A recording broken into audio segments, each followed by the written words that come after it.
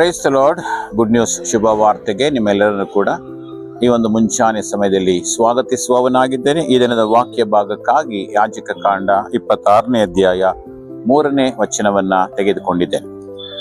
ನೀವು ನನ್ನ ನಿಯಮಗಳನ್ನ ಕೈಗೊಂಡು ನನ್ನ ಆಜ್ಞೆಗಳನ್ನ ಅನುಸರಿಸಿ ನಡೆದರೆ ನಾನು ಮುಂಗಾರು ಹಿಂಗಾರು ಮಳೆಗಳನ್ನ ಆಯಾ ಕಾಲದಲ್ಲಿಯೇ ಬರಮಾಡುವೆನು, ನಿಮ್ಮ ಹೊಲಗಳು ಒಳ್ಳೆ ಬೆಳೆಯನ್ನ ಕೊಡುವವು ಎಂಬುದಾಗಿ. ಬೇರೆ ವಾಕ್ಯ ಹೇಳುವ ಹಾಗೆ ದೇವರ ಮಾತಿಗೆ ಮತ್ತು ದೇವರ ವಾಕ್ಯಗಳಿಗೆ, ದೇವರ ನಿಯಮಗಳನ್ನ ನಾವು ಕೈಗೊಂಡು ನಡೆಯುವಾಗ ದೇವರು ತಕ್ಕ ಕಾಲದಲ್ಲಿ ಮಳೆಯನ್ನ ಸುರಿಸುವವನಾಗಿದ್ದಾನೆ ಮತ್ತು ಒಳ್ಳೆಯ ಬೆಳೆಯನ್ನ ಕೊಡುವವನಾಗಿದ್ದಾನೆ. ಮತ್ತೆ ಆಯಾ ಕಾಲದಲ್ಲಿಯೇ ಮಳೆಯನ್ನು ಸುರಿಸಿ ನಮ್ಮ ಆಹಾರವನ್ನ ಸಮೃದ್ಧಿಯಾಗಿ ಬೆಳೆಸುವವನಾಗಿದ್ದಾನೆ ಎಂಬುದಾಗಿ. ಈ ದಿನಗಳಲ್ಲಿ ನಾವು ನೋಡುವುದಾದ್ರೆ ಪ್ರಿಯರೇ, ಅನೇಕರು ರೈತರ ಕೆಲಸವನ್ನು ಮಾಡುವುದಿಲ್ಲ.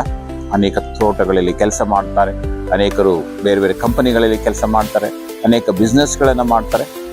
ಆದರೆ ದೇವರ ವಾಕ್ಯದಲ್ಲಿ ಹೇಳುವ ಹಾಗೆ ಪ್ರಿಯರೇ, ನಾವು ದೇವರ ಮಾತಿಗೆ ವಿಧೇಯರಾಗುವಾಗ ನಾವು ಯಾವ ಕೆಲಸವನ್ನ ಮಾಡಿದರೂ ಕೂಡ ಆ ಎಲ್ಲಾ ಕೆಲಸಗಳನ್ನು ಕೂಡ ದೇವರು ಆಶೀರ್ವದಿಸುವವನಾಗಿದ್ದಾನೆ ಮತ್ತು ಆಯಾ ಕಾಲಕ್ಕೆ ನಮಗೆ ಬೇಕಾದಂತ ಅಗತ್ಯತೆಗಳನ್ನು ಪೂರೈಸಿ ನಮ್ಮನ್ನ ಸಮೃದ್ಧಿಯಾಗಿ ನಡೆಸುವವನಾಗಿದ್ದಾನೆ. ಆ ಕಾರಣದಿಂದ ಪ್ರಿಯರೇ, ನಾವು ದೇವರ ಮಾತಿಗೆ ವಿಧೇಯರಾಗುವಂಥದ್ದು ಬಹು ಮುಖ್ಯವಾದದ್ದು. ಈ ವಾಕ್ಯವನ್ನ ಕೇಳಿಸಿಕೊಳ್ತಿರತಕ್ಕಂಥ ನಿಮ್ಮೆಲ್ಲರನ್ನು ಕೂಡ ದೇವರು ಆಶೀರ್ವದಿಸಲಿ. ದೇವರ ಮಾತಿಗೆ ವಿಧೇಯರಾಗೋಣ, ಅದರ ಮೂಲಕವಾಗಿ ದೇವರ ಆಶೀರ್ವಾದಗಳನ್ನ ಪಡೆದುಕೊಳ್ಳೋಣ ಎಂಬುದಾಗಿ ಈ ಒಂದು ವಾಕ್ಯದ ಮೂಲಕವಾಗಿ ನಿಮ್ಮನ್ನ ಉತ್ತೇಜಿಸುವವನಾಗಿದ್ದೆ. ಪ್ರಾರ್ಥನೆ ಮಾಡಿಕೊಳ್ಳೋಣ. ತಂದೆಯಾದ ದೇವರೇ, ಈ ಮುಂಚಾನೆ ವಾಕ್ಯವನ್ನ ಕೇಳಿಸಿಕೊಳ್ತಿರತಕ್ಕಂಥ ಎಲ್ಲಾ ನಿನ್ನ ಮಕ್ಕಳನ್ನ ಆಶೀರ್ವದಿಸು.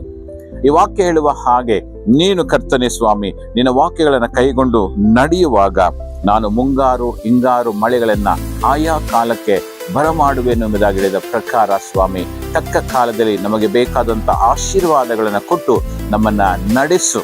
ನೀನು ಮಹಿಮೆ ಹೊಂದಿಕೋ. ಯೇಸು ನಾಮದಲ್ಲಿ ಪ್ರಾರ್ಥಿಸ್ತೇವೆ ತಂದೆಯಾದ ದೇವರೇ. Praise the Lord. God bless you.